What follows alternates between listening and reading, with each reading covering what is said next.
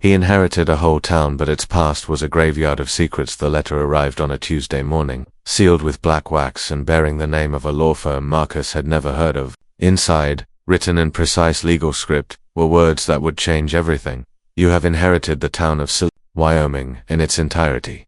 Marcus Hartwell stared at the document for a long moment, coffee growing cold in his hands. A whole town. It seemed impossible. He'd never even heard of Silverbrook, let alone knew he had family there. The lawyer's letter mentioned a great-uncle named Elias Hartwell, a man whose name had never been spoken in Marcus's childhood home.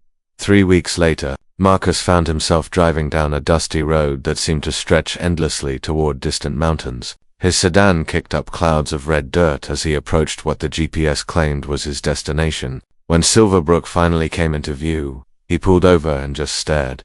The town spread before him like something from an old photograph.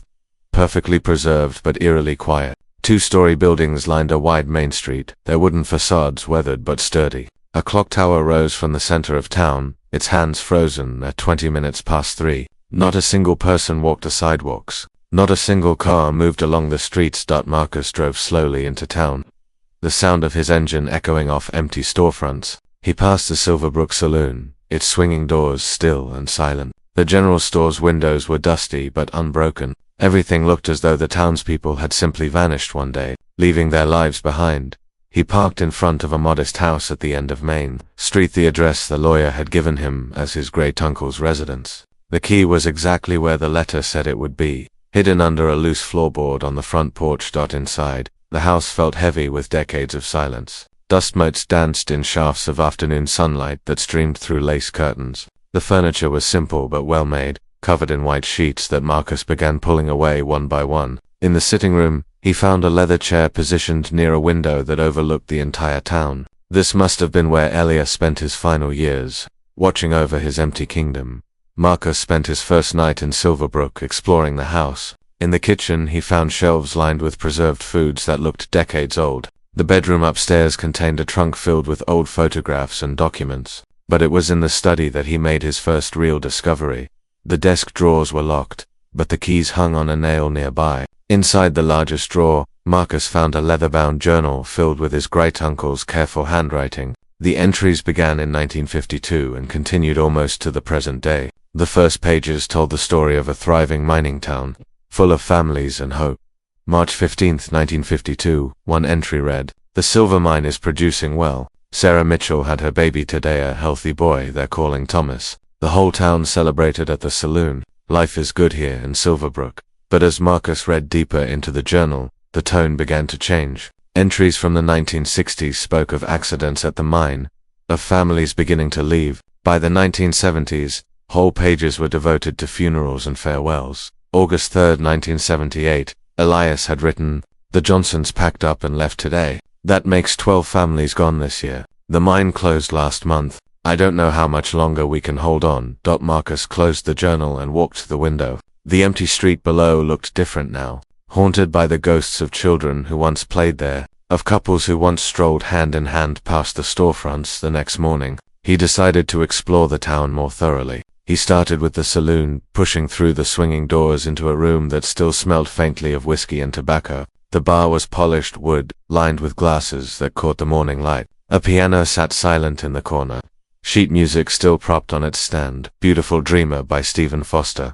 Behind the bar, he found a guest registry dating back to the town's founding. Names were signed in fading ink: William Chen, prospector; Mary O'Sullivan, James Riversong, blacksmith. Each signature represented a life, a story, a dream that had brought someone to this remote corner of Wyoming. The general store was equally preserved. Shelves still held goods from decades past, canned peaches with prices written in pencil, bolts of fabric in patterns his grandmother might have recognized. In a drawer behind the counter, he found order forms and inventory lists, all in the same careful handwriting. As he explored building after building, Marcus began to understand something profound. His great-uncle hadn't just lived in Silverbrook, he had become its keeper, its guardian, maintaining the town long after its purpose had faded. Every door was unlocked, every building was clean and orderly. This wasn't abandonment, it was preservation. That evening, he returned to the journal with new eyes. The later entries revealed Elias's true mission. September 12, 1985, one page read, Cleaned the schoolhouse today. Found a child's drawing tucked between the pages of a primer, a picture of a house with smoke curling from its chimney and a family standing in front. I put it back where I found it. Some things should stay exactly where they belong. December 1st, 1993. Fixed the clock tower mechanism today. Time shouldn't stop, even when everything else does. The people who lived here deserve to be remembered as they were alive, hopeful, building something beautiful together.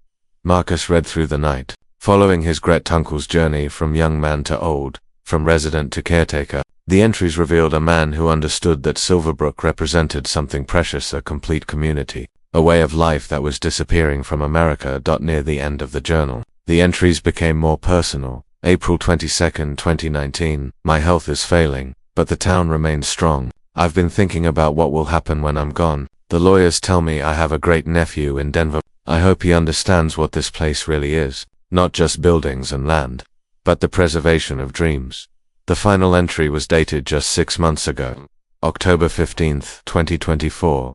I leave Silverbrook to Marcus, not as a burden, but as a gift. Every preserved building, every maintained street, every carefully tended detail is a love letter to the people who built their lives here. This town is proof that communities matter, that ordinary people can create something extraordinary together. I hope he finds the same peace here that I have. Marcus closed the journal with trembling hands. Through the window, dawn was breaking over Silverbrook, painting the empty streets in soft gold light, but they didn't look empty anymore. In his mind's eye, he could see the children Elias had written about, the shopkeepers, the miners coming home after long shifts underground. He spent the next week walking every street, entering every building, reading every name he could find. In the schoolhouse, he discovered the child's drawing Elias had mentioned, a simple crayon sketch of a happy family. In the church, he found records of baptisms, weddings, and funerals. Each document was a thread in the tapestry of a community. In the cemetery on the hill above town, Marcus found his great-uncle's grave, marked with a simple stone, Elias Hartwell, 1931 to 2024, keeper of dreams. Standing there among the weathered headstones, Marcus finally understood his inheritance. This wasn't about property values or business opportunities. Silverbrook was a museum of American life, a perfect snapshot of community at its best. Elias had spent his life ensuring that this example of what people could build together would never be lost. That night, Marcus made his decision. He would stay in Silverbrook, not to develop it or change it, but to continue his great-uncle's work. He would be the next keeper of this place, maintaining its buildings and preserving its stories for whatever future might come. He opened a new journal and wrote his first entry, November 10th, 2024. I understand now why Uncle Elias never left. Silverbrook isn't a ghost town, it's a sanctuary. Every preserved room is a promise that the dreams people build together matter, that communities are worth protecting, that some things are too precious to let fade away. I am not inheriting an empty town. I am becoming the guardian of proof that ordinary people can create something beautiful together. The past here isn't dead, it's waiting, patient and proud, to remind the world what we're capable of when we truly care for each other. Outside his window, the clock tower chimed midnight. Time was moving forward in Silverbrook again, but the past remained safe, cradled in loving hands. Marcus had come looking for an inheritance and found his purpose instead. Some secrets, he realized, are meant to be preserved not because they're shameful, but because they're sacred. And sometimes, the greatest gift someone can leave behind isn't money or property, but the wisdom to recognize what's truly worth saving. In the distance, a coyote called across the vast Wyoming night, and Marcus smiled. Even the wilderness knew that Silverbrook would endure, protected by someone who finally understood that some places hold more than memories. They hold the very heart of what it means to build a life together.